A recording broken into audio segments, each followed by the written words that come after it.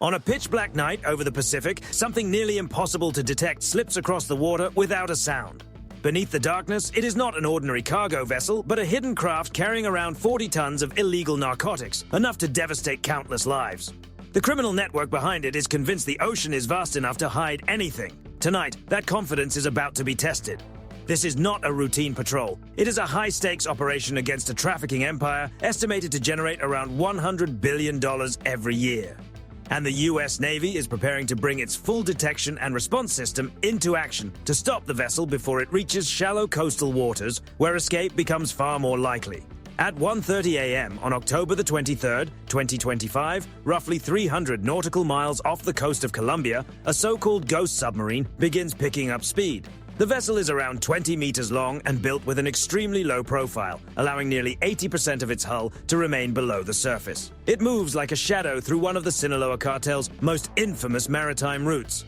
Inside, a massive load of illegal cargo is packed tightly into the hull, waiting to reach its destination. The crew trust the vessel's stealth design completely. In their minds, they are invisible, untraceable, protected by the sheer emptiness of the Pacific. The craft carries no flag, no active AIS signal, and its shape is engineered to reduce radar detection. To most standard patrols, it would be almost impossible to notice. But far above, about 250 kilometers over the ocean, the KH-11 Kennan reconnaissance satellite is watching. It is not searching for a ship in the traditional sense. Instead, it is scanning for unusual heat patterns across the Pacific, and that is where the first clue appears, a faint thermal signature from the submarine's concealed diesel engine. That tiny trace is enough.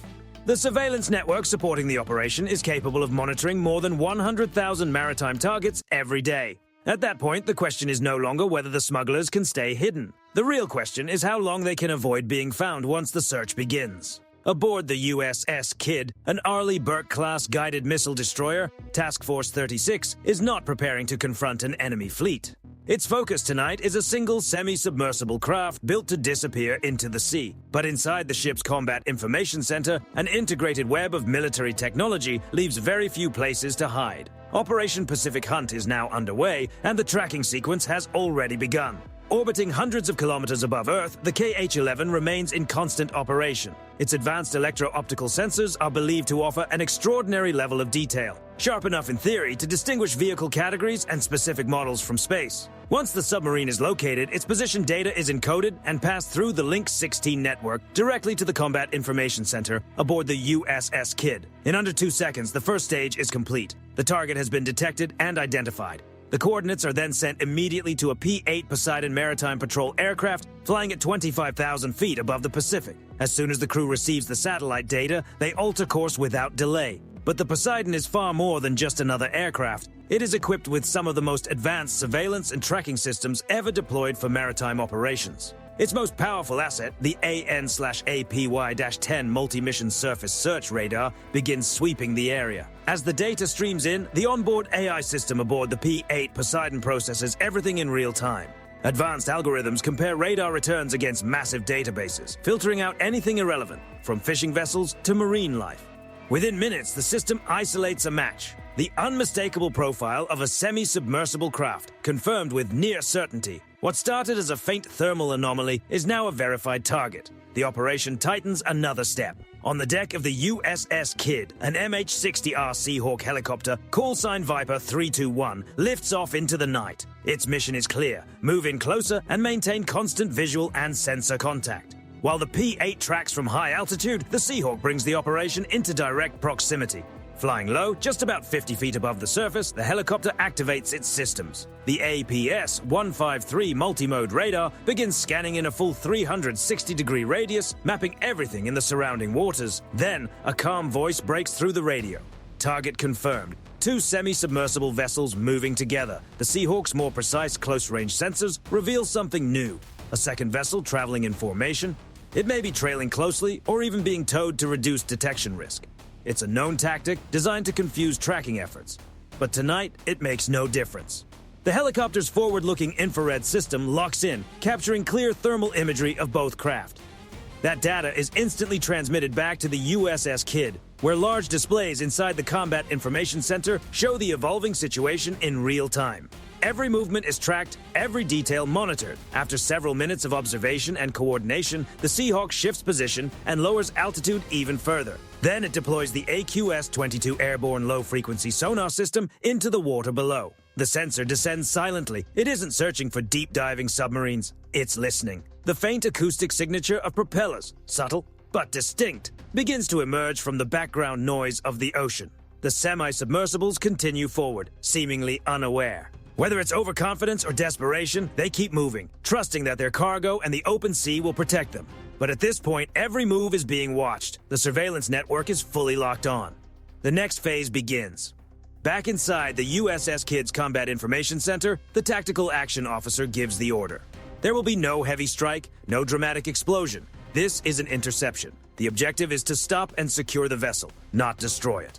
On deck, a U.S. Coast Guard law enforcement detachment prepares for deployment. Equipped with M4 carbines and night vision gear, they are ready to move. A 7-meter rigid hull inflatable boat is lowered into the water below. Moments later, its engines roar to life, pushing it forward at speeds over 40 knots as it cuts through the dark Pacific. Guidance comes from above. The Seahawk, hovering at a distance, continuously feeds real-time targeting data directly into the RHIB's navigation system. On a small onboard screen, the crew can see everything: the exact position, speed, and heading of the target vessels. The traffickers believed the ocean would shield them. But with the Link 16 network connecting every asset, their path is no longer hidden. It's as if they are moving through a clearly marked corridor, with enforcement units closing in fast. Then, over the marine radio on Channel 16, the international emergency frequency, a firm voice cuts through the silence. Unidentified vessels operating without navigation lights. This is a United States Navy warship. You are ordered to stop your engines immediately. I repeat, stop your engines immediately, or further action will be taken. The warning is answered with silence. Then, suddenly, a thick plume of diesel smoke rises from the lead vessel. The crew pushes the engines to their limit, attempting sharp, unpredictable turns, a desperate zigzag meant to break contact and disappear. It doesn't work. The pursuit is fully underway. The RHIB is now connected to the USS Kidd's Aegis combat system, a platform capable of tracking and managing over 1,000 targets at once, from high-altitude threats to low-flying objects near the ocean's surface. But tonight, all that capability is focused on just 2 fleeing vessels. Every movement is calculated. The system predicts their possible routes with extreme accuracy, adjusting the interception path in real time with only a few meters of margin for error. This is no longer a simple chase. The crew of the submarine isn't being followed by a single boat. They're being tracked by an entire network of coordinated systems. At first, the smugglers rely on speed. It's their last hope. But as seconds pass, it becomes clear. They are not escaping anything. At 1:42 a.m. local time, after a brief but decisive assessment, the Navy confirms what's already obvious. The vessels are not complying. The evasive maneuvers leave no doubt. The order is given: disable the engines. The warning phase is over. Above the fleeing craft, the MH-60R Seahawk shifts position. The helicopter tilts, steady and controlled. The gunner prepares the .50 caliber GAU-21 machine gun. But this isn't guesswork or manual aiming. The system is integrated. Using a laser designator, the pilot marks a precise point on the vessel, the engine compartment at the rear. To the human eye, nothing is visible. But for the targeting system, it's locked. The command comes through. The GAU-21 opens fire. A controlled burst of high-caliber rounds cuts through the darkness. Each shot lands exactly where intended. There is no randomness, only precision. The reinforced plating gives way under the impact, and within seconds, the engine system is critically damaged. A cloud of dark smoke rises as the vessel loses power. It slows, then stops, drifting helplessly on the open water. From the first detection, a faint thermal trace captured from orbit, to this moment, less than 20 minutes have passed. Detection, identification, tracking, interception, every step executed seamlessly. At this point, the crew realizes the situation. They are not facing a single ship, or a helicopter, or even a fast-moving boat. They are facing a fully integrated system, a network designed to close every gap.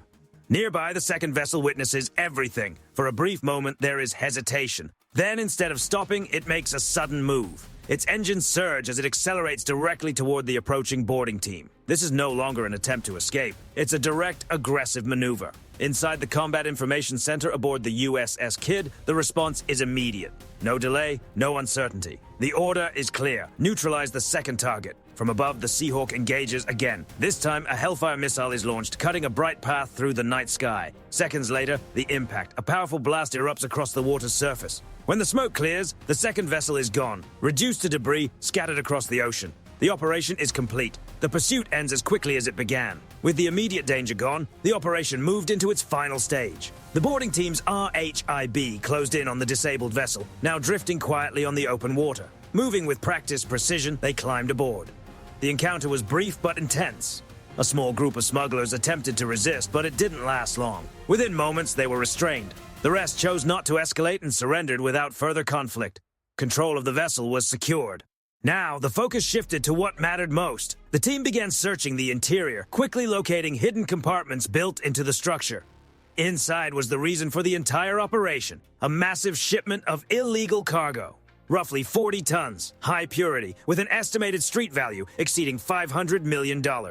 An enormous quantity that, if delivered, could have caused serious harm on a wide scale. Instead, it was intercepted before ever reaching its destination. This wasn't just a single interception, it was part of a much larger effort. The USS Kidd and its supporting units play a role in protecting major maritime routes, channels that carry a significant portion of the world's legitimate trade. By disrupting trafficking networks, operations like this help keep those routes stable and secure. And this mission was only one example. Just days later, officials at the Pentagon confirmed the broader strategy. Intelligence had identified the vessel as part of a larger network, and Task Force 36 was already expanding its operations, increasing personnel and deploying additional advanced aircraft to strengthen coverage across key regions from the Pacific to the Caribbean. The message was clear. No matter the route, no matter the method, these networks would be tracked and intercepted. For the smugglers, it marked a major setback. For the Navy, it was a successful mission, the result of coordination, preparation, and advanced technology working together seamlessly. But perhaps the most important takeaway goes beyond this single operation. In modern conflicts, the decisive factor is no longer just speed or firepower. It's information, how quickly it's gathered, shared, and acted upon. A connected system, operating in real time, changes everything. And behind that system are people. The crews aboard the USS Kidd and the boarding teams who carry out the final steps.